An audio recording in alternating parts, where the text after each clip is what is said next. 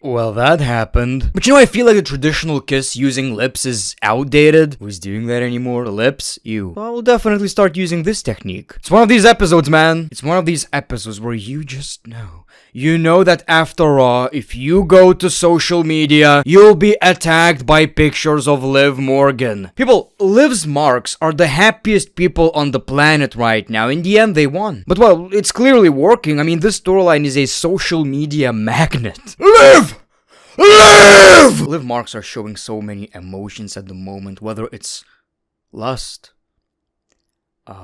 jealousy, a big ol' boom, Eiffel Tower. But you know, like I've said, it's working. Now on Raw, we did get some highlights, but I gotta be honest, when it comes to the matches, I did not give a shit about 6-man tags, matches that don't progress anything, just a bunch of random shit. I think there was only one match that I truly cared about. So people, welcome back to greatness of Raw. The show kicks off with Gunther. He took some time to reflect on things he said about Damian Priest. Obviously, dude was getting booed. Okay, let's skip that. I meant every word I said. Damian and everyone in this building is a bum. He talked about the prestige of the World Heavyweight Championship, and Damian doesn't live up to being a world champion. Damian is a pretender and a wannabe. He calls everyone in the Judgment Day a street trash. Calls out Damian Priest and tells him to hand the World Heavyweight Championship. Damian comes out and immediately attacks Gunther. And like I've said, Damian is a babyface in this one. He came out on top, kinda. And after the commercial, we still see them fighting backstage. Like I've said quite a few times now, I didn't care about this match. I was like, this is not a SummerSlam match, because SummerSlam is known as like the second WrestleMania, but I don't know why, I don't know how,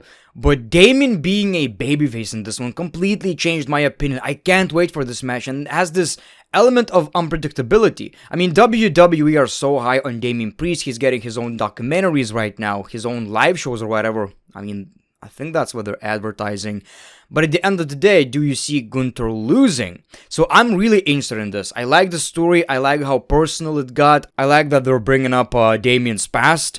And it's unpredictable. Absolutely loving it. Rhea gives a speech to the Judgment Day, and Dominik says he's worried about Jay asking for her number and her saying yeet. Rhea says she's just messing around, and she brings up Liv Morgan. The Judgment Day want to take care of Jay Uso, and Rhea doesn't feel like that's important. So later on, Liv catches up with Dominik. Liv acts like Dominik and Rhea still have problems, and Dominik wants nothing to do with Liv Morgan. You know, I thought about it. Dominik did not want to be a wrestler. He wanted to be a football player, I believe. I guess he feels stupid now. He has the easiest job in the world. Oh yeah, professional wrestling, putting bodies online. Nah. He gets to go to work, and he gets to chill with Rhea and Liv Morgan. He's living Mark's dream. He's basically living Mark's dream. No wonder he's getting booed every week. Liv! We got the Intercontinental Championship #1 contenders match. Ilya Dragunov versus Braun Breaker. The only interesting match on the show in my opinion. So I absolutely love this. These two have so much chemistry. Every match is great. We got a mid-air spear to ringside, and Ilya could not continue, meaning Braun Breaker is the #1 contender. Maybe now he should win the championship. I mean, he's the guy who needs to beat Sami Zayn, goddammit. So Sami talked about Braun Breaker winning the championship, talked about how worried he is about Ilya. We see the Judgment Day beating up Jay backstage, and Sami came for the rescue. Just to set up the main event of the show that, you know, who gives a fuck, honestly. Why would I care about this match in the main event of Raw that has nothing to do with the storylines we're watching? Rhea was not happy about that because she wasn't heard, don't attack Jay, and found out that Dom met Liv again. So she just drags Dominik to the ring. Rhea says, Liv, you want him? Come get him. Liv appears in the crowd and shows off for Dominik. She says she has feelings for Dominik, and Dominik has feelings for her. Gorgeous men like Dominik don't go for girls that look like you. Gorgeous men like Dominik go for girls that look like me. I dare you. I fucking dare you to open social media right now. Thirst traps all over the place. Seriously, I'm telling you, man, thousands of marks right now in front of their computers, telephone screens, whatever the case may be. Liv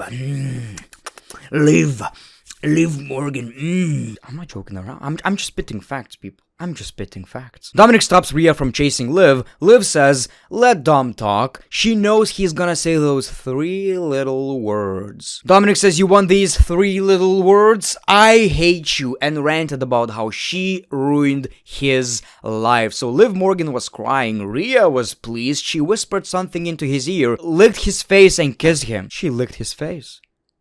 Did Dominik enjoy it? Yep. It's wild, man. They're wilding on Raw. They're absolutely wilding on Raw. Now, I believe the story is Dominik made her cry, and now Dominik is going to feel sorry. He's gonna feel bad, and eventually, it's gonna be the same story all over again. Now, I'm pretty sure later in his hotel, he was like, holy shit, what the fuck did I just do?